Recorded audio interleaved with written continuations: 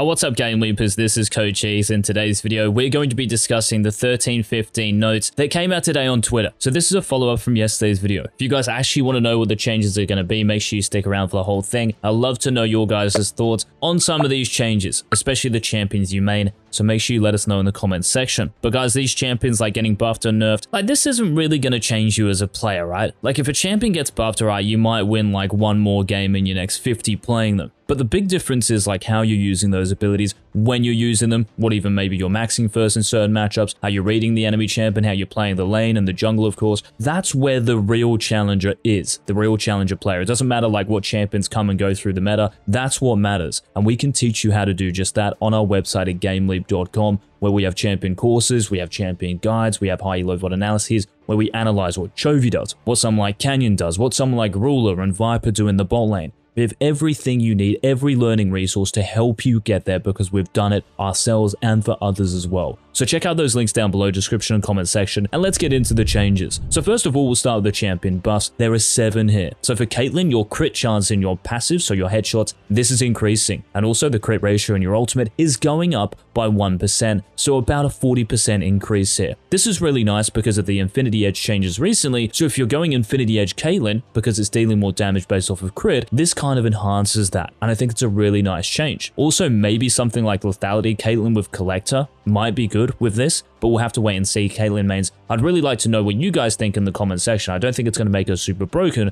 but every single headshot is going to deal more damage, right? Which I think is actually quite big and almost underrated in a way. Now moving on, we have Camille. So for Camille in 1315, your AD growth, you're getting more attack damage per level. Now, not too much, but you are getting more. That's the bottom line here. This is a buff. And also your ultimate's on-hit based damage is going up by 15 at rank 1, so level 6, 20 at rank 2, so level 11, and 25 at rank 3 or level 16. These are definitely buffs for Camille once again. I don't think they're really groundbreaking, but the AD growth of course helps with your scaling, and you already have really good scaling. I don't know like how much Camille needed these buffs to be honest, but hey, she is on the buff list, and Camille mains will definitely win a couple more games in 1315. Now maybe a top laner who will win even more in 1315 is Gwen. So your HP regen is going up by 0.5, which is really good against pretty much any top lane matchup, but really those ranged champions who you might struggle against. So something like maybe a GP, maybe a Kennen, maybe something like a Vayne, and all those other ones like Akshan, right? These are difficult matchups for you. So having more HP over time is going to help you sustain. But maybe more importantly here, your W resistances are increasing by 5 at each rank here. This is kind of big. This means that in the early game, you're getting more magic resist, obviously more armor,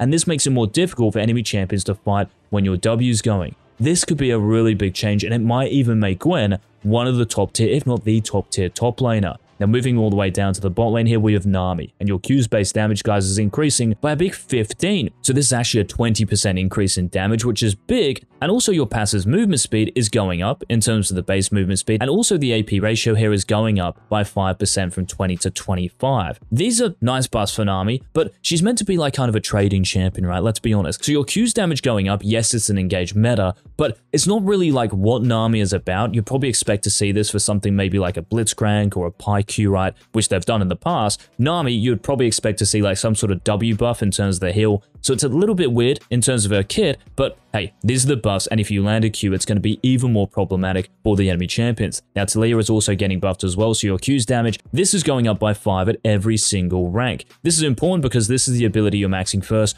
both in terms of obviously the jungle and the mid lane as well. So nice buff there. Also, your E's cooldown is going down at rank 1 to 16 seconds. It's still scaling down to 14 seconds, but because you're only going to have 1 point in this until about level 7, and then maxing this after, of course, this is really nice too. This is going to help with your wave clear in the mid lane and pressuring enemy champions, of course. Who is not going to welcome this? And then we also have, guys, your E's damage to monsters. This is increasing up to 175%. So if you're playing Taliyah in the jungle, especially to those multiple monster camps, this is going to like one-shot them. So Taliyah, really nice buffs for her in 1315, but expect to see her in every single pro game. Then we also have Yasuo, guys. So your shield is now going to scale kind of linearly until points in the game, right? So plus 30 at level 3, then at level 6 is going up and up and up, pretty much at certain levels, right? So at the moment for Yasuo, you're not actually getting that amount of shield in the early game, and this is a really nice buff for your laning phase. This is typically where you struggle. You're going to go 0 and 10, that's the meme, but now you're probably not going to do that because you have your shield well, you're just going to be beefier. So I actually think this is a nice change, and also kind of like the Caitlyn buffs, underrated in a way. Then we have Yone. So the final champion here, your W shield is increasing. This means this is just going to reward those Yone players for Wing at the right times, trying to block damage. And just like Yasuo, Yone's big problem is trying to get out of the laning phase. This will hopefully help him do that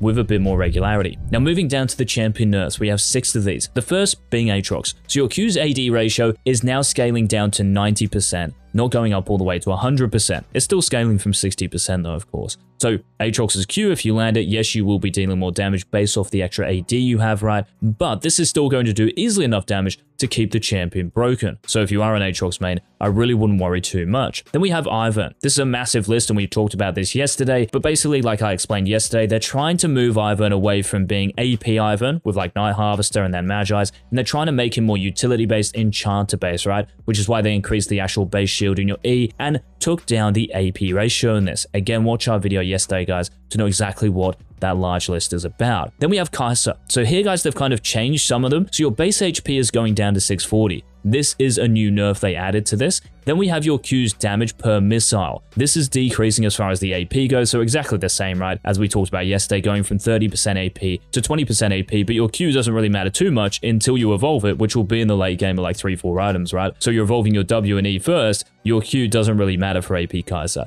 Then we have your W's cooldown reduction after the evolution going down by 2%. Again, this seems really minimal, and placebo. Base HP going down though definitely makes you weaker in the early game. Then we have Maokai. So your Q's bonus monster damage is going down by 20 at each rank. This means when you're clearing camps, it's going to be harder to get through those camps at the same pace. Well, it's impossible now because the damage is going down. So a slower clear pretty much here. For Sejuani, just like Maokai, who's prolific in pro play, your W's total damage is now decreasing by 20, which is kind of important. Your W is really like the make or break ability. Of course, you have the knock up in your Q, right? But your W really means everything for this champion. So this going down, will it mean she's going to be seen less in pro play? We'll have to wait and see. Now, the final champion here, guys, getting nerfed. This is a champion who got huge buffs in 13-14. I don't even know if they were huge, but they were certainly buffs and made it playable for once. This being Shyvana, right? But in 13-15, she's getting nerfed again. So your AD per level is going down, which means, yeah, just like you're scaling, right? And then we also have your HP per level going down as well. Hopefully, this is going to like encourage you not to go Frostfire Gauntlet and maybe go like actual AD Shyvana, because I know Frostfire is like a build out there still. So hopefully that will encourage that. But the AD per level is probably the big one here. So Shyvana mains, if you are out there,